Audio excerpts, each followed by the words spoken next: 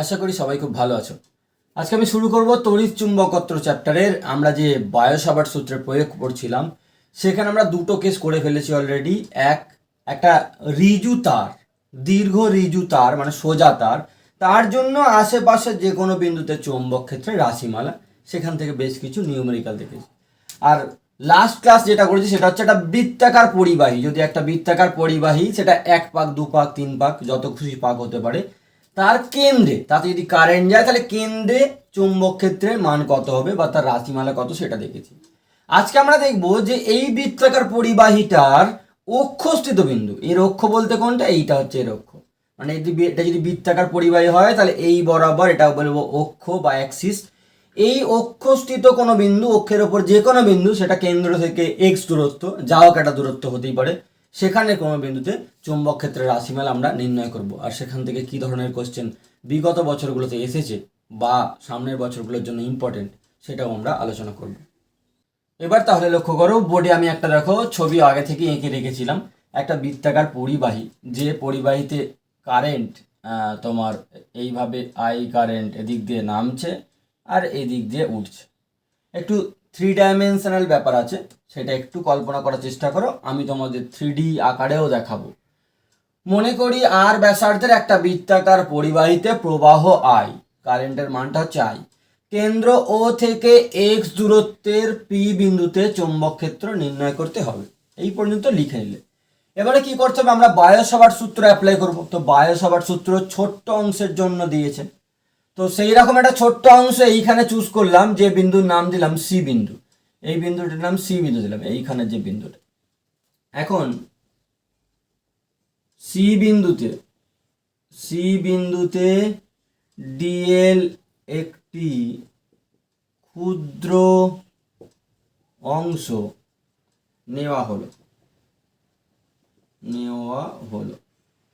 তাহলে এই ক্ষুদ্র অংশের জন্য পি বিন্দুতে চৌম্বক ক্ষেত্র কত সেটা মাপবো।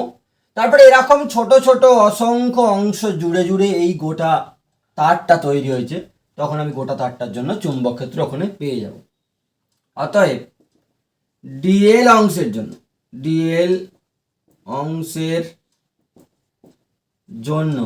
পি বিন্দুতে চৌম্বক ক্ষেত্র,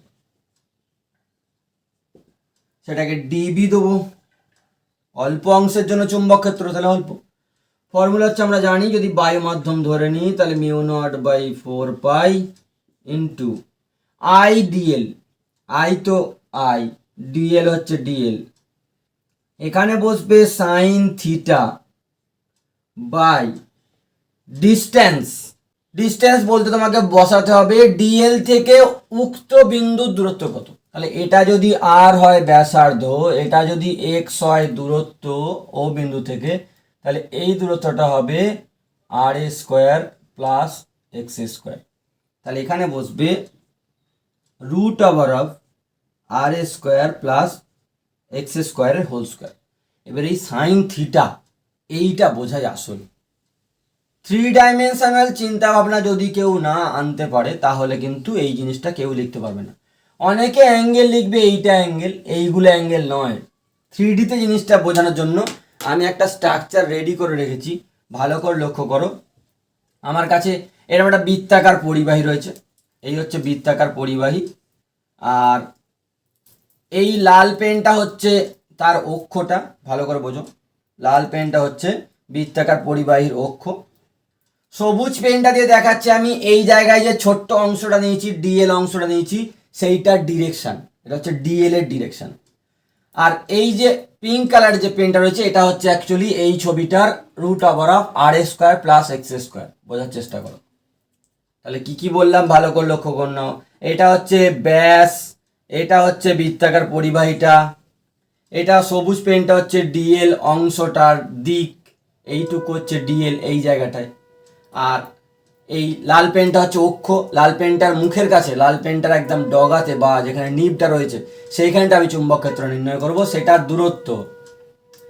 এই ডিএল অংশ থেকে কত হচ্ছে, ডিএল অংশ থেকে এই হচ্ছে পিঙ্ক কালারের পেনটা, সেটা হচ্ছে root over of R square plus x square. এবারে যেটা বোঝা সেটা হচ্ছে ডিএল আর এখানে অ্যাঙ্গেল যেটা বসতো, কার কার অ্যাঙ্গেল ছিল, I dl cross r, vector রূপটা মনে করো বায়ো সাভার্ট সূত্রের, ডিএল ক্রস আর, আর মানে কিন্তু দূরত্ব, ক্ষুদ্র অংশ ডিএল, আর ওই ক্ষুদ্র অংশ থেকে যে দূরত্ব ভেক্টরটা, উক্ত বিন্দুর দূরত্ব আর মুখস্থ করো না, আর তো সেইখানে নাম দেওয়া হয়েছিল বলে, এখন আর আবার ব্যাসার্ধকে নাম দেওয়া হয়েছে। তাহলে উক্ত বিন্দুটার যে দূরত্ব, মানে বলতে গেলে পিঙ্ক কালারের পেনটা আর গ্রিন কালারের পেনটার মধ্যে অ্যাঙ্গেল কত, এটা জানতে পারলেই হয়ে যাবে। পিঙ্ক কালার আর গ্রিন কালারের পেনটার মধ্যে অ্যাঙ্গেল লক্ষ্য করে দেখো যে সেটা কিন্তু হবে 90 ডিগ্রি। তোমরা যদি ভালো করে দেখো, এই পেনটা আর এই পেনটার মধ্যে অ্যাঙ্গেল এইটা হচ্ছে 90 ডিগ্রি। এটা বাঁকা থাকতে পারে, এটা বাঁকা তো এইখানের সঙ্গে বাঁকা রয়েছে, এই পেনের সঙ্গে বাঁকা রয়েছে, এইটার সঙ্গে বাঁকা নেই, ভুল বুঝো না। এটাকে তুমি এরকম করে যেরকমই করো, লক্ষ্য করে দেখ, এটা সর্বদা গ্রিন পেনটার সঙ্গে 90 ডিগ্রি করবে। এরকম থাকলেও গ্রিন পেনটার সঙ্গে 90 ডিগ্রি কোণ, এরকম থাকলেও 90 ডিগ্রি, এরকম থাকলেও 90 ডিগ্রি, তাহলে এরকম থাকলেও 90 ডিগ্রি। এই কোণটা কত হবে? এই কোণটা তো 90 ডিগ্রি দেখা যাচ্ছে। তাহলে এটাই তো রয়েছে, শুধু আমি ঘুরিয়ে এরকম করে ধরেছি বলে। তাহলে গ্রিন পেনটার সঙ্গে অ্যাঙ্গেলটা হয়ে গেল পিঙ্ক পেনটার, মানে দূরত্ব ভেক্টরটার 90 ডিগ্রি। এটাই সবচেয়ে বেশি বোঝার ছিল। 3 ডাইমেনশনাল চিন্তা ভাবনা না আনলে এটা কখনোই আসবে না। এটা করলে আমাদের জিনিসটা অনেক সহজ হয়ে গেল, যে তাহলে এটা দাঁড়াচ্ছে μ0/4 আই ডিএল বাই নিচে root over of R square plus x square whole square, তাহলে রুটটা উঠে যাবে, তাহলে R square plus x square. এবারে ভালো কথা, চৌম্বক ক্ষেত্রের মান পেয়ে গেছি ওইটুকু অংশের জন্য। এবার এটা কোন দিকে ভালো করে লক্ষ্য করো, চৌম্বক ক্ষেত্রের দিক কোন দিক হবে তার জন্য আমি এই টার্মটা লিখছি। এখানে μ0/4 আছে, আই আছে, DL cross R by R cube, এরকম একটা ভেক্টর ছিল। এই আই আর এস আর এর কিউব এগুলো বাদ দাও, ডিএল ক্রস আর, যে কোনো দুটো ভেক্টরের ক্রস গুণ করলে 11-এর টপিক, এ বি যদি ক্রস করো, তাহলে এ থেকে বি এর দিকে যদি তুমি এরকম হাত, ডান হাতের এই থামগুলো, এই 4টে আঙুলকে ঘোরাও, তাহলে থামটা যেদিক দেখাবে সেটা হচ্ছে ডিরেকশন। বা এ থেকে বি এর দিকে তুমি একটা স্ক্রুকে ঘোরাবে, একটা ছিপি ঘোরাবে, বোতলের ক্যাপকে ঘোরাবে, ক্যাপটা যেদিকে উঠে যাবে বা যেদিকে ঢুকে যাবে সেটাই হচ্ছে এ ক্রস বি ডিরেকশন। আবার বলছি, এ থেকে বি এর দিকে যদি এই বোতলটাকে দেখে এ থেকে বি এর দিকে ক্যাপটাকে ঘোরানো যায়, তাহলে ক্যাপটা খুলে বেরিয়ে আসছে, লক্ষ্য করো। তার মানে এ ক্রস বি এর ডিরেকশন হচ্ছে বোর্ডের উপর দিকে। আবার যদি বি ক্রস এ করো, তাহলে এই বোতলের ছিপি রেখে বি ক্রস এ, তাহলে বি থেকে এর দিকে যদি তুমি ছিপিটাকে ঘোরাও, দেখো ছিপিটা এঁটে যাচ্ছে, মানে ভিতর দিকে ঢুকছে, স্ক্রু। এটাকে স্ক্রু রুল বলে। স্ক্রু ড্রাইভার দিয়ে স্ক্রু ঘোরালে দেখা যাবে যে ডান পাকে ঘোরালে ঢুকে যাচ্ছে, বাঁ দিকে ঘোরালে উঠে আসছে। তো সেখান থেকেই নিয়মগুলো কিন্তু এসেছে। তাহলে সেই অনুযায়ী তুমি যদি এইখানে ডিরেকশনটা বার করার চেষ্টা করো, এই যে ডিবি, যে ম্যাগনেটিক ফিল্ড বা চৌম্বক ক্ষেত্র হলো, সেটা ডিরেকশন কোন দিকে হবে, এই ছবিতে বোঝা একটু চাপের, তার জন্য তোমরা এটাতেই লক্ষ্য করো। কি বললাম, কার কার ওপর লম্ব হবে? লম্ব হবে আর আর ডিএল। আর মানে এই আরটা নয়, কিন্তু আমি আর কথা না বলি জন্য দূরত্ব বলছি। দূরত্ব ভেক্টর আর ডিএল ভেক্টরের ওপর লম্ব হবে। তা দূরত্ব ভেক্টর কোনটা? দূরত্ব ভেক্টর হচ্ছে পিঙ্ক কালারের পেনটা, আর এই যে গ্রিন কালারের পেনটা হচ্ছে আমার ডিএল। এদের ওপর লম্ব কে হবে? এদের ওপর লম্ব হবে, লক্ষ্য করে দেখো, তুমি যদি এরকম একটা পয়েন্ট ধরো, তাহলে কিন্তু লম্ব এর ওপরে হলো হয়তো, কিন্তু এর সঙ্গে একটা কোণ হয়ে গেল। তাহলে লম্ব হতে গেলে জিনিসটাকে এরকম হতে হবে, লক্ষ্য করে দেখো। যদি এরকম হয় তাহলে এইটা এর ওপরেও লম্ব হচ্ছে, এর সঙ্গে কোণ 90 ডিগ্রি। পিঙ্ক কালারের পেনের সঙ্গে রেড কালারের মোটা পেনটা 90 ডিগ্রি কোণ করেছে। তুমি এটা যদি এখানে উঠে চলে আসো, তাহলে দেখবে সে 90 ডিগ্রি কোণ করেছে। মানে এই তলটা তো এরকম বাঁকা রয়েছে, একে আর এখানে যে তলটা রয়েছে সেটা বাঁকা, তাহলে তার সঙ্গে 90 ডিগ্রি কোণ করলেই হবে। এই তলটার সঙ্গে 90 ডিগ্রি কোণ তো একটু বাঁকা হবে, মানে আমাদের দেখতে বাঁকা লাগছে, অ্যাকচুয়ালি এর সঙ্গেও 90 ডিগ্রি রয়েছে, এর সঙ্গেও 90 ডিগ্রি রয়েছে। ভালো করে লক্ষ্য করো, এইখানটা ধরলে বোঝা যাবে।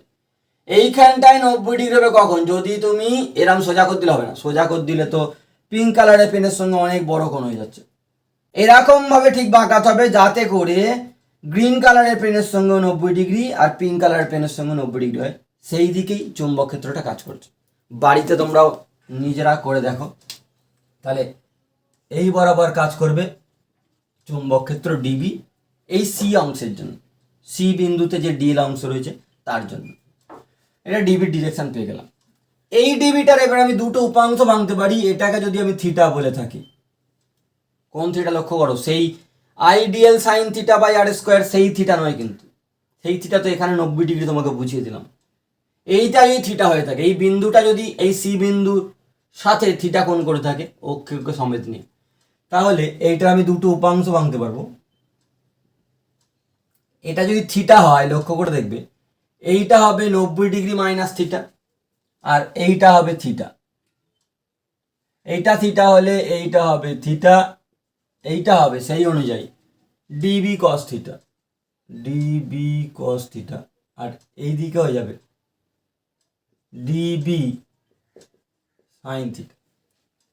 তাহলে দুটো উপাংশ আমরা কিন্তু পেয়ে গেলাম ওই যে চুম্বক ক্ষেত্র যেটা সি বিন্দুতে অবস্থিত ডিএল অংশের জন্য। এবারে আমাদের ঠিক আরো ওরকম অনেক অংশ নিতে হবে, তবেই তো আমি গোটা তারটার জন্য পাবো। আমি তো সবে একটা টুকরোর জন্য করেছি, এই তারটাকে তো আমি টুকরো টুকরো করতে পারি। ঠিক এইখানে যদি তুমি আর একটা অংশ চুজ করো যেটাকে ডি বিন্দু নাও, যদি সেইখানেও আর একটা ডিএল অংশ চুজ করো, তাহলে এর জন্য সব সেম টু সেম। এই ডিএল অংশ জন্য আমরা সব সেম সেম পাবো, অ্যাঙ্গেল সেম পাবো, শুধু ডিরেকশনটা একটু চেঞ্জ হবে, ডিবির ডিরেকশনটা হবে এই দিকটায়, বাকি সব সেম। তাহলে সেটা আমি লিখে ফেলছি। একইভাবে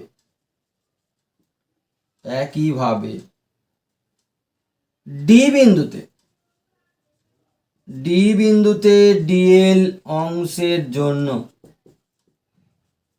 এখানে ডি বিন্দুটা কোনটা ভালো করে মনে রাখো, সি বিন্দু ঠিক উল্টো দিকে, সি এর ঠিক উল্টো দিকে, সি এর বিপরীতে একইভাবে ডি বিন্দুতে ডিএল অংশের জন্য পি বিন্দুতে চুম্বক ক্ষেত্র, পি বিন্দুতে চুম্বক ক্ষেত্র সেটাও দাঁড়াবে কিন্তু একদম সেম, সেটাও হবে চুম্বক ক্ষেত্র ডিবি সমান, আলাদা করে কিছু করার দরকার নেই, একই দেখতে আইডেন্টিক্যাল জায়গা, এখানটা যা এখানটা তাই দেখাবে। ডিবি সমান হবে মিউ নট বাই 4 পাই, এখানে আসবে I DL by R square plus x square, root ছিল তার স্কোয়ার হয়ে রুট উঠে গেছে। এরও দুটো উপাংশ হবে, একটা উপাংশ হবে এই দিকটায়, এইটাও থিটা কোণ করবে, এটাও থিটা কোণ করবে, তাহলে এইটাও হবে থিটা। হিসেব করে দেখে নেবে, এটা থিটা হলে এই কোণটা হবে 90 ডিগ্রি মাইনাস থিটা, তাহলে এটা হবে থিটা, কারণ এই লাইনটার সঙ্গে এটা 90 ডিগ্রি রয়েছে, তাহলে এটা হবে থিটা। এটা যদি থিটা হয় তাহলে এটা হয়ে যাচ্ছে ডিবি কস থিটা, আর এই দিকে আর একটা উপাংশ হবে ডিবি সাইন থিটা। ভালো করে বোঝো, যদি থিটাটা কারো সমস্যা হয়, এইটা থিটা হলে এইটা হবে 90 মাইনাস থিটা। কেন হচ্ছে, এই লাল লাইনটা আর এই নিচের দিকের কালো লাইনটার মধ্যে পুরো দেখো কোন 90 ডিগ্রি, তাহলে এই পাশটা যদি থিটা হয় তাহলে এটা হবে 90 মাইনাস থিটা। আবার এই কালো ড্যাশড লাইনটা আর এই কালো করা ডিবি লাইনটা তাদের মধ্যে কোন 90 ডিগ্রি, কারণ এই দূরত্ব ভেক্টরের ওপর চুম্বক ক্ষেত্র ভেক্টরটা লম্ব হবে, তাহলে এটা 90 ডিগ্রি মাইনাস থিটা হলে নিশ্চয়ই এটা থিটা, তবেই তো এটা 90 ডিগ্রি মাইনাস থিটা হবে। এবার লক্ষ্য করো যে উপর দিকে রয়েছে ডিবি কস থিটা, নিচের দিকে ডিবি কস থিটা, তাই দুটো ভেক্টর যদি একটা বিন্দুতে বিপরীত দিকে কাজ করে তাহলে সেই দুটো ভেক্টরের প্রভাব ওই বিন্দুতে থাকবে না। এই দিকের ডিবি, এই দিকের ডিবি কস থিটা, ওই দিকের ডিবি কস থিটা পরস্পরকে ক্যান্সেল করবে।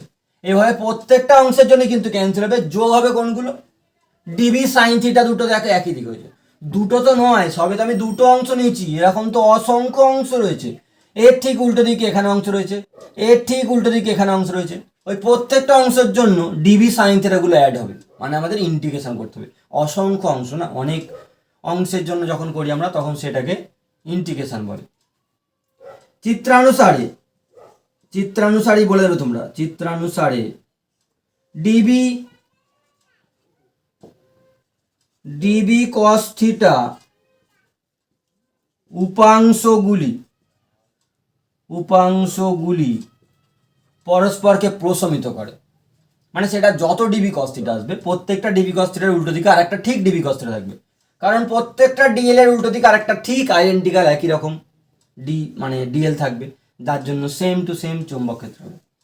চিত্রানুসারে ডিবি কস থিটা উপাংশগুলি পরস্পর প্রশমিত করে, পরস্পর প্রশমিত করে, প্রশমিত করবে। অতএব পি বিন্দুতে মোট চুম্বক ক্ষেত্র তাহলে কাদের জন্য থাকবে? ডিবি সাইন থিটাগুলোর জন্য থাকবে। মোট চুম্বক ক্ষেত্র সেটা বি সমান কি আসবে? DB sine theta plus DB sine theta plus DB sine theta. আমি তো দুটো দেখিয়েছি, আরো অসংখ্য অংশ রয়েছে, তুমি তো সব এই ডিএল আর এই ডিএল নিলে। তাহলে প্রত্যেকটার জন্য করলে কি আসবে? Integration DB sine theta. এই ইন্টিগ্রেশনটা করতে পারলে আমাদের কিন্তু কাজ শেষ হবে। তাহলে এবার লক্ষ্য করো, এইখানে আমি যদি মানগুলো বসিয়ে দিই, অতএব বি সমান ইন্টিগ্রেশন ডিবির ভ্যালু কত? এই যে লেখা আছে এইটাই তো, মানে এইটা mu naught by 4 pi into I DL by R square plus x square into sine theta. এবার তুমি এই ছবি থেকে সাইন থিটা বার করে নাও। সাইন থিটা কত? এটা যদি কোণ হয় তাহলে এটা হচ্ছে ভূমি, এইটা হচ্ছে লম্ব, এটা হচ্ছে অতিভুজ। মানে লম্ব হচ্ছে R, R by root over of অতিভুজ হচ্ছে root over of R square plus x square. এখান থেকে যদি তুমি একটু ভালো করে ভেবেচিন্তে দেখো, ইন্টিগ্রেশন ডেরিভেটিভের মধ্যে যেগুলো ধ্রুবক থাকে সেগুলো সব বাইরে বেরিয়ে আসে। তাহলে মিউ নট বাই 4 পাই বাইরে বেরিয়ে এলো। এটাকে কাটাকুটি কারোর সঙ্গে করবে না, ওপরে থাকবে আই ইন্টু আর। দেখো আর ধ্রুবক, কিন্তু তুমি যখন একটা লুপ বানিয়ে এনেছো, একটা বৃত্তাকার পরিবেশ যখন বানিয়ে ফেলেছো, তার ব্যাসার্ধ ফিক্সড হয়ে গেছে। তাহলে ডিভাইডেড বাই এখানে আছে r square plus x square to the power 1, আর r square plus x square root মানে টু দি পাওয়ার হাফ। তাহলে 1 আর হাফ করলে এটা হয়ে যাবে r square plus x square whole to the power 3/2 into যেটা থাকছে পরিবর্তনশীল সেটা হচ্ছে ডিএল, কারণ তুমি এইটুকু ডিএল এর জন্য করেছো। এরকম অসংখ্য ডিএল নিয়ে করতে হবে। তাহলে অসংখ্য এই সমস্ত ডিএল এইখানে যদি টুকরো টুকরো করে এগুলো যোগ করতে থাকো, কি পাবে তুমি? এই ডিএল গুলো যদি যোগ করো তাহলে পাবে পুরো বৃত্তটা। তার মানে এটা দাঁড়াচ্ছে mu naught by 4 pi into I R by R square plus x square whole to the power 3/2 into এখানে থাকবে ইন্টিগ্রেশন ডিএল মানে 2 পাই আর। ইন্টিগ্রেশন ডিএল করলে যেটা দাঁড়াবে সেটা হচ্ছে 2 পাই আর। এটাকে যদি একটু এগিয়ে নিই তাহলে আমাদের ফাইনাল রেজাল্ট দাঁড়াচ্ছে যে কোনো বৃত্তাকার পরিবাহীর জন্য অক্ষস্থিত বিন্দুতে চুম্বক ক্ষেত্র হচ্ছে mu naught by 4 pi into 2 pi, কাটাকুটি করবো না, 2 pi I r square divide by R square plus x square whole to the power 3/2। এটা হচ্ছে অক্ষস্থিত যে কোনো বিন্দু যার দূরত্ব কেন্দ্র থেকে এক্স, সেখানে চুম্বক ক্ষেত্রের রাশিমালা, যেটা এইখানে দেখানো আছে। যদি এটা উল্টো দিকে হতো তাহলেও কোনো সমস্যা ছিল না, একই ব্যাপার হতো। অক্ষ তো এই বরাবর ফুঁড়ে এদিকেও আছে এদিকেও আছে, অক্ষ ইনফিনিটি পর্যন্ত এক্সটেন্ডেড আছে, তো সেটা যেদিক খুশি আমরা বার করতেই পারি। যদি এই লুপটার পাক সংখ্যা আমি যেটা এঁকেছি সেটা যদি 1 না হয়, যদি এরকম 2 হয়, এখানে দেখো দুটো তারের পাক আছে, তাহলে নিশ্চয়ই তখন একটা পাক সংখ্যা দিয়ে গুণ হবে। আমরা বৃত্তাকার পরিবাহীতে পড়েছি, পাক সংখ্যা n হলে পাক সংখ্যা সমান n হলে বি হবে চুম্বক ক্ষেত্র হবে, মানে ওই চুম্বক ক্ষেত্র যেটা আমরা পি বিন্দুতে মাপছি, চুম্বক ক্ষেত্র হবে বি সমান মিউ নট বাই 4 পাই, শুধু একটা এন দিয়ে গুণ হবে, N into 2 pi I r square বা আর স্কোয়ার আই যা ইচ্ছা, 2 pi I r square divide by R square plus x square whole to the power 3/2। তোমরা এই 2 পাই এর সঙ্গে এই 2 পাই কাটাকুটি করেও মুখস্থ করতে পারো, তবে আমি কাটাকুটি করে মুখস্থ করতে বারণ করব, কারণ এটা ধ্রুবক, এটাকে আলাদা রাখাই ভালো। আর এইগুলো সব যে টার্মটা আসে তোমার তাহলে খানিকটা লিঙ্ক থাকবে যে 2 পাই কথাটা করতে গেছে, এই পরিধি থেকে 2 পাই আর সেইখান থেকে 2 পাইটা বেরিয়েছে, তো সেটা তোমার মনে থাকবে। এই হচ্ছে অক্ষস্থিত বিন্দুতে চুম্বক ক্ষেত্রের রাশিমালা। এবার জেনে নেওয়া যাক এই যে চুম্বক ক্ষেত্র বার করলাম আমরা রাশিমালাটা, তার দিকটা কোন দিক, মানে অক্ষস্থিত কোনো বিন্দুতে চুম্বক ক্ষেত্রের দিক কোন দিক হবে।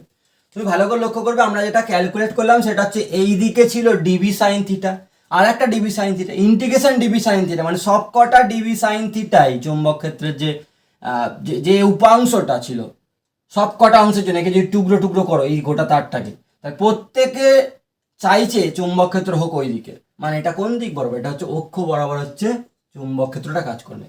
এই দিকে এই বিন্দুতে এই দিকে কাজ করছে। যদি অক্ষটা তুমি এক্সটেন্ডেড পার্ট এই দিকে আসো তখন কোন দিক হবে, তখন কিন্তু ভুল করে এরকম লিখে দিও না, তখন হবে কিন্তু এইখানটায় এই দিকে।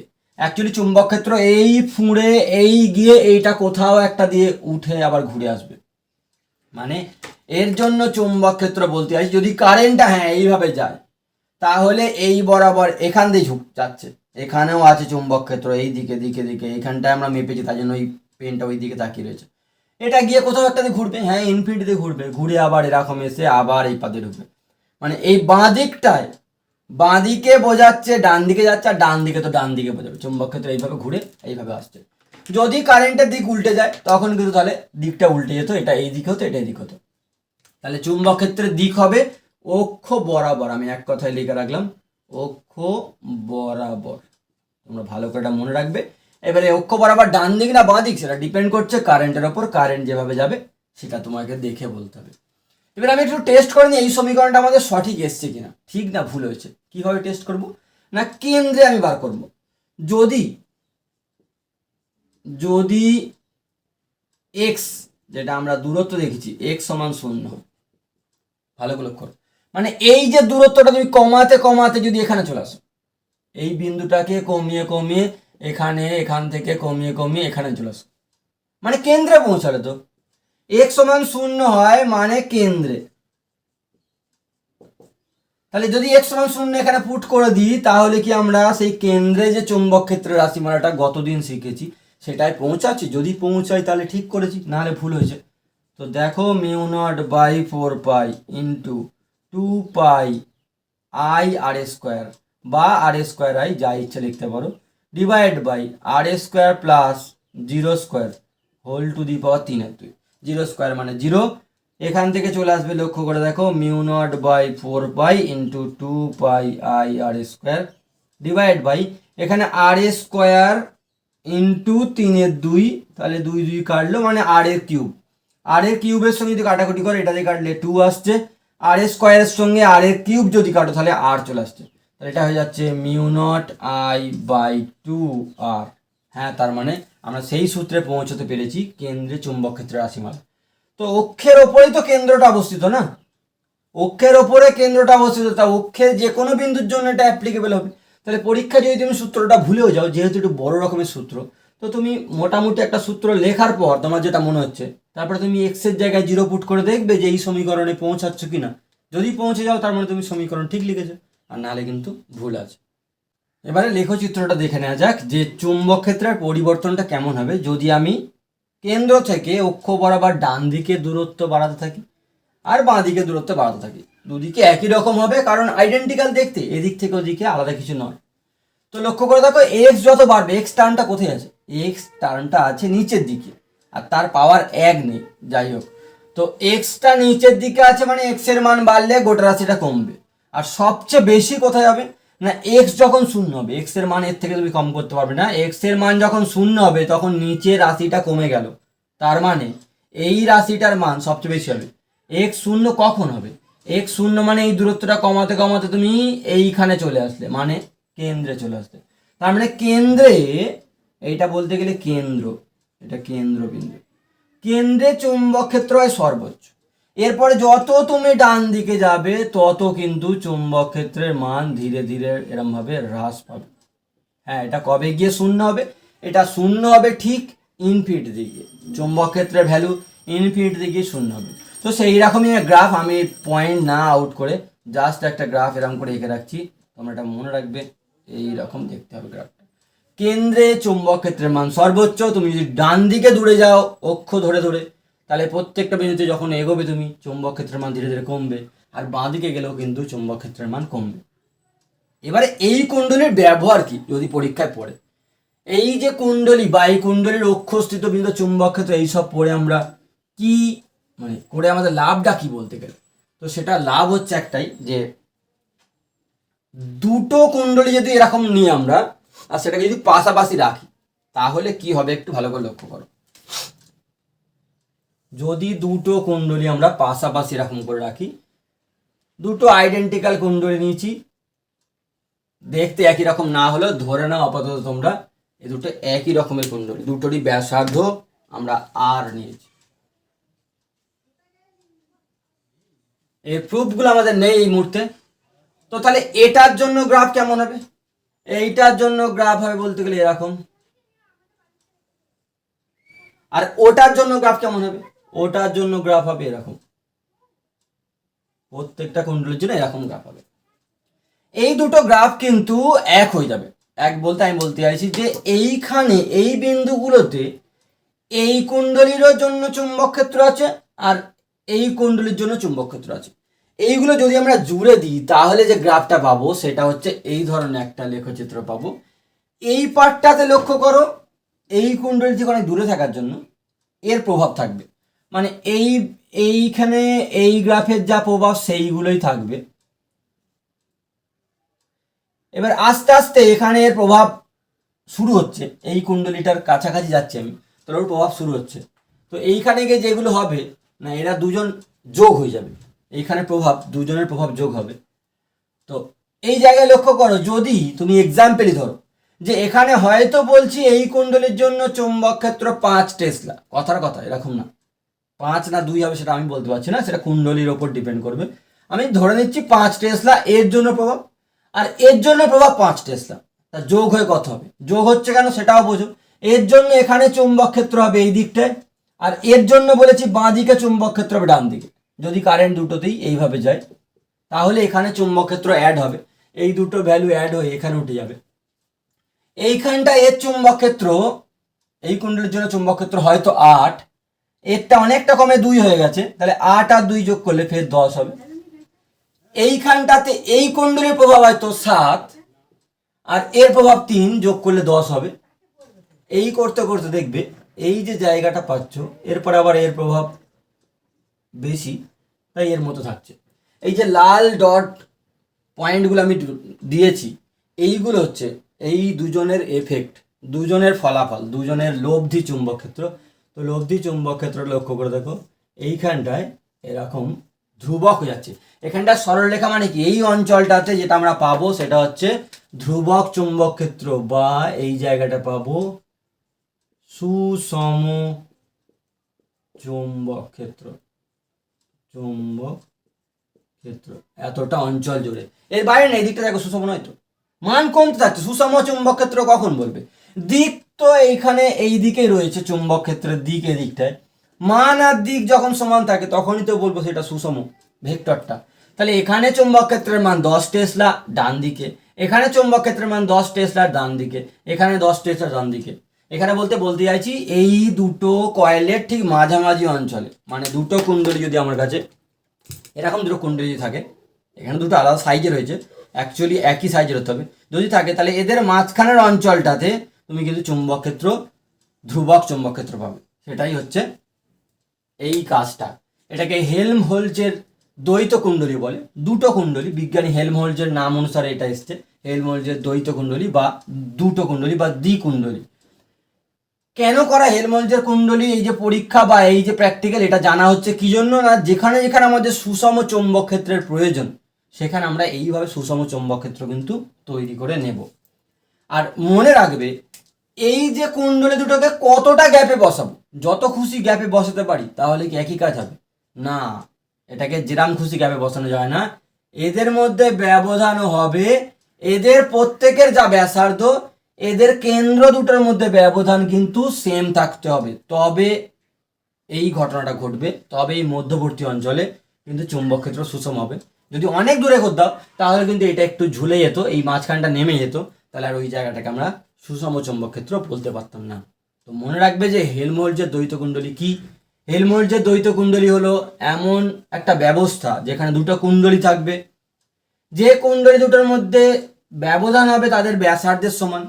তার ফলে কি হবে না, কুণ্ডলী দুটোর মধ্যবর্তী অঞ্চলে একটা সুষম চৌম্বক ক্ষেত্রের সৃষ্টি হয়। এবার লক্ষ্য করো এখান থেকে কি ধরনের কোয়েশ্চেন পড়ে। একদম সাধারণ একটা অঙ্ক দিয়েছি, পরীক্ষায় এই ধরনের কোয়েশ্চেন আসতে পারে। বলছে একটি বৃত্তাকার পরিবাহী কুণ্ডলীর ব্যাসার্ধ 5 সেন্টিমিটার। মানে আমি লিখে নিচ্ছি, যা যা বলেছে সেগুলো লেখো, অঙ্ক করার স্টাইল এটা। আর সমান 5 সেন্টিমিটার, একক সিজিএস আছে, সব একক এসআইতে করবে, তাহলে 0.05 মিটার হয়ে গেল। পাক সংখ্যা বলে দিয়েছে 100, প্রবাহ বলে দিয়েছে I সমান 1 অ্যাম্পিয়ার, আর বলে দিয়েছে কেন্দ্রে চুম্বক ক্ষেত্র কত, আর কেন্দ্র থেকে 2.5 সেন্টিমিটার দূরে, মানে অবশ্যই অক্ষস্থিত বিন্দুতে এখানে কত আর এইখানে কত, এই দুটো বার করতে হবে। তো প্রথমে বার করি কেন্দ্রে। কেন্দ্রে কেন্দ্রে চুম্বক ক্ষেত্রের সূত্র আমরা জানি, বি সমান mu not I by 2R। পাক সংখ্যা যদি বেশি হয় তাহলে একটা এন দিয়ে গুণ হবে। এখানে যদি মানগুলো বসাও, যে চলে আসছে এটা এন হচ্ছে 100, মিউ নটের মান হচ্ছে 4 পাই ইন্টু 10⁻⁻7 ইন্টু I হচ্ছে 1 ডিভাইড বাই 2 ইন্টু 0.05। এটা যদি তোমরা ক্যালকুলেটারে টাইপ করে দেখো, ঠিকঠাক টাইপ করবে, ওপরেরগুলো লিখবে, নিচেটা ব্র্যাকেট দিয়ে করবে, নাহলে কিন্তু ভুল হবে। করলে 1.256 ইন্টু 10⁻³ টেসলা। এটা হচ্ছে কেন্দ্রবিন্দুতে চুম্বক ক্ষেত্র। এবারে যদি আমরা ওই অক্ষের ওপর 2.5 সেন্টিমিটার দূরে কোনো বিন্দুতে চুম্বক ক্ষেত্র বার করি, যে কেন্দ্র থেকে 2.5 সেমি দূরে, সেখানে চুম্বক ক্ষেত্র হবে অক্ষস্থিত বিন্দুর চুম্বক ক্ষেত্রের রাশিমালা mu naught by 4 pi into, এখানে ছিল 2 pi I R square by R square plus x square whole to the power 3/2। ক্যালকুলেটারে একসঙ্গে যদি এটা হিসাব করতে না পারো, টুকরো টুকরো করে করবে, মানে ওপরের এই টার্মটা আলাদা করে করে নেবে, এই ব্যাকের টার্মটা আলাদা করে করে নেবে, ভুল যেন না হয়। এখানে যদি মানগুলো বসাও, শুধু এক্সট্রা বলে দিয়েছে এটা, সেটা হচ্ছে এই যে দূরত্ব যেটা এক্স, সেটা হচ্ছে 2.5 সেন্টিমিটার, মানে 0.025 মিটার। এইটা যদি বসাও এখানটায়, তাহলে 4 পাই ইন্টু 10⁻⁻7 ডিভাইড বাই 4 পাই, এটা এই ভ্যালুটা হলো, ইন্টু 2 পাই ইন্টু I হচ্ছে 1 ইন্টু আর হচ্ছে 0.05 তার স্কোয়ার ডিভাইড বাই, চলে আসছে, লক্ষ্য করে দেখো, আর হচ্ছে 0.05 তার স্কোয়ার প্লাস এক্স স্কোয়ার মানে 0.025 তার স্কোয়ার, তার আবার হোল টু দি পাওয়ার 3/2। ভালো করে সাবধানে ধীরে সিস্তে ক্যালকুলেটারে টাইপ করবে, করলে পাবে 0.9 ইন্টু 10⁻³ হবে। কেন্দ্রে চুম্বক ক্ষেত্র 1.256 ইন্টু 10⁻³ এটাও 10⁻³, এটাও 10⁻³। তাহলে এই 10 টেনে ভেবে লাভ নেই, বাকিটা তাহলে ভাবো 1.256 আর এটা 0.9। কেন্দ্রে চুম্বক ক্ষেত্র বেশি, যত দূরের দিকে যাচ্ছে চুম্বক ক্ষেত্র কিন্তু কমে যাচ্ছে। এটা বোঝানোর জন্য এটা লক্ষ্য করতে বললাম। তার মানে যত দূরত্ব বাড়বে কেন্দ্র থেকে, যত আমরা দূরে যাব তত কিন্তু চুম্বক ক্ষেত্রের মান কমবে, সেটা ডান দিক হোক আর চাहे সেটা বাঁ দিক হোক। পরেরটা লক্ষ্য করো, জয়েন্টে কি ধরনের কোশ্চেন আসতে পারে, বা তোমাদের যে এমসিকিউ কোশ্চেনগুলো পড়ে বোর্ডে, সেখানেও কিন্তু এই প্রশ্নটা আসতে পারে। বলছে আর ব্যাসার্ধের একটা বৃত্তাকার পরিবাহীর কেন্দ্রে চুম্বক ক্ষেত্র এবং অক্ষ বরাবর কেন্দ্র থেকে 3R দূরত্বে চুম্বক ক্ষেত্র কত হবে। তাহলে কেন্দ্রে চুম্বক ক্ষেত্র আমরা জানি, সেটাকে আমি যদি B1 বলে থাকি, তাহলে আমি লিখতে পারি সেইটা হচ্ছে, এটা হচ্ছে কেন্দ্রে বলে আমি এখানে লিখে রাখি যাতে গুলিয়ে না যায়। কেন্দ্রে চুম্বক ক্ষেত্র B1 আমরা জানি mu not I by 2R, এখানে আর হচ্ছে ব্যাসার্ধ। আর এখানে আমি বলে রাখছি যে পাক সংখ্যা ধরে নাও, কিছু বলে না, মানে 1, তুমি n ধরেও করতে পারো, অনুপাত কেটে যাবে, চিন্তা নেই। আর ও 3R দূরত্বে চুম্বক ক্ষেত্র B2 যদি হয়, সেটা হবে mu naught by 4 pi into 2 pi I R square divide by, এখানে আর স্কোয়ার প্লাস, এবার থামো, এখানে ছিল দূরত্ব কেন্দ্র থেকে, আঁকাটা ছিল এরকম, এখান থেকে দূরত্ব কেন্দ্র থেকে এক্স দূরত্ব ছিল, এক্সটা আজকে বলেছে 3r তার স্কোয়ার। তাহলে এখান থেকে 3r স্কোয়ার করা মানে আমি এরকম করেই লিখলাম, চলো এটাকে সেকেন্ড ব্র্যাকেট করে দেওয়া যাক, হোল টু দি পাওয়ার 3/2। এবার একটু কাটাকুটি করো, এটা দিয়ে কাটলে 2 হবে, তাহলে হয়ে যাচ্ছে μ0/2, ওপরে হচ্ছে আই আর স্কোয়ার, আর নিচে হচ্ছে এখানে একটা আর স্কোয়ার, এখানে 3r স্কোয়ার মানে 9টা আর স্কোয়ার, 9r স্কোয়ার, তাহলে 10টা আর স্কোয়ার, তার মানে 10r square whole to the power 3/2 করলে কি আসবে, এটা করলে চলে আসবে μ0/2 into I r square divide by, এখানে আসবে 10√10, তাই না? যদি আরও শর্টকাট লেখো তুমি তাহলে 10 to the power 3/2 into r to the power 3/2 করা মানে r square whole to the power 3/2 মানে 2 2 কাটবে, তাহলে আর এর কিউব হবে, এটা কাটলে এটা কেটে আর হবে, তাহলে এখান দিয়ে চলে আসছে বলতে গেলে μ0I/2r ইন্টু 1 এটা করলে 10√10, তাহলে b1/b2, অতএব b1/b2 যদি করে দাও সব কেটে গিয়ে দাঁড়াবে 10√10। ভালো করে ক্যালকুলেশনটা একটু দেখো, অর্থাৎ এখানে অপশান সি হচ্ছে কারেক্ট আনসার। ভালো করে খবর, এটা AIEEE 2004 সালে পড়েছিল, এখনও কিন্তু যে কোনো পরীক্ষায় পড়ার মতো কোশ্চেন। কি বলছে, 3 সেমি ব্যাসার্ধের কুণ্ডলীর কেন্দ্রে থেকে 4 সেমি দূরে অক্ষ বরাবর অবশ্যই চৌম্বক ক্ষেত্র 54 মাইক্রো টেসলা। তোমাকে বলতে হবে তাহলে কুণ্ডলীর কেন্দ্রে চুম্বক ক্ষেত্র কত, মানে এখন অক্ষস্থিত কোনো বিন্দুতে দিয়ে দিয়েছে, তাহলে কেন্দ্রে কত হবে বলতে হবে।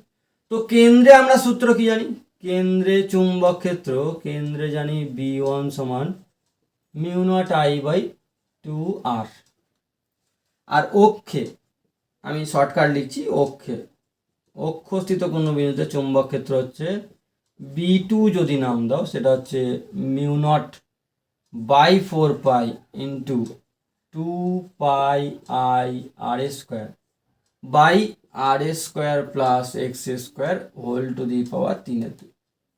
এখান থেকে একটু যদি কাটাকুটি করে দেখো তাহলে তুমি পাবে এটা হয়ে যাচ্ছে 2π কাটলো, তাহলে চলে আসবে এখান থেকে μ0I/ এখান থেকে চলে আসছে 2 এলো, আর এখানে একটা r² থাকছে, এখানে একটা r² plus x² whole to the power 3/2, এই হচ্ছে রাশিমালা।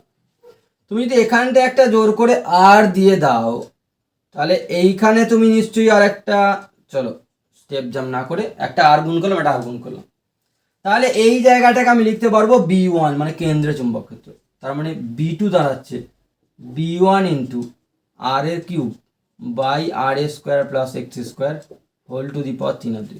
এখান থেকে B1 হয়ে যাচ্ছে, যেটা কেন্দ্রে চুম্বক ক্ষেত্র এটাই আমাদের জিজ্ঞাস্য ছিল, সেটা হয়ে যাচ্ছে B2 into r² plus x² divide by এটা 3/2, আর এটা হচ্ছে r³। এবারে মান বসাও তাহলে আনসার হয়ে যাবে। এটা বলেছে 54 মাইক্রো টেসলা, 54 মাইক্রো টেসলা। তুমি ওইগুলোর একক লক্ষ্য করো, 3 সেন্টিমিটার 4 সেন্টিমিটার, মানে এককগুলো তোমার চেঞ্জ করার দরকার আছে, তবে চেঞ্জ না করলেও এখানে কেটে যাবে অনুপাত আছে বলে, তাও আমি বলছি চলো চেঞ্জ করে লেখা যাবে। এখান থেকে করলে তুমি পাবে যেটা সেটা হচ্ছে ওপরে হবে ব্যাসার্ধ বলেছে 3 সেন্টিমিটার মানে 0.03 তার স্কোয়ার, এটা সেকেন্ড ব্র্যাকেট দিই, প্লাস 0.04 তার স্কোয়ার, এটা হচ্ছে 3/2 ডিভাইড বাই, নিচে হচ্ছে r³ রয়েছে, r এর ভ্যালু বলেছে 0.03 তার কিউব।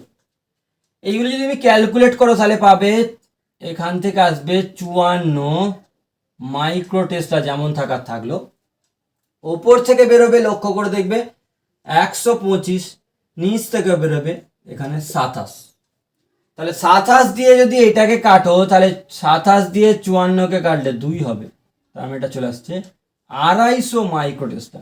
আরে তাই তো হওয়ার কথা, আমরা কি জানি যে অক্ষস্থিত বিন্দুতে চুম্বক ক্ষেত্র কম হয়, যত কেন্দ্রে আসে চুম্বক ক্ষেত্র বাড়বে, কেন্দ্রে সবচেয়ে বেশি হয়, অক্ষ বরাবর দূরের দিকে গেলে চুম্বক ক্ষেত্র কমে।